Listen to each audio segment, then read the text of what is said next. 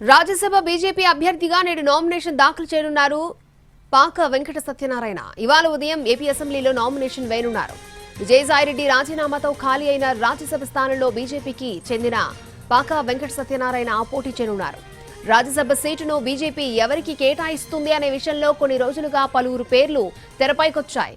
కానీ చివరికి భీమవరానికి చెందిన సీనియర్ నేతని ఎంపిక చేసింది ప్రస్తుతం ఏపీ బీజేపీ క్రమశిక్షణ సంఘం అధ్యక్షుడిగా ఉన్న పాక వెంకట సత్యనారాయణ. గతంలో భీమవరం మున్సిపల్ కౌన్సిలర్ గా పనిచేశారు. బీజేపీ రాష్ట్ర అధికార ప్రతినిధిగాను పనిచేశారు. 45 ఏళ్లుగా పార్టీకి చేసిన సేవలను బీజేపీ అధిష్టానం గుర్తించిందన్నారు వెంకట సత్యనారాయణ. ఏపీలో బీసీలకు అవకాశం ఇవ్వాలని కమలదళం నిర్ణయం తీసుకోవడం పాక వెంకట సత్యనారాయణకు కలిసొచ్చింది.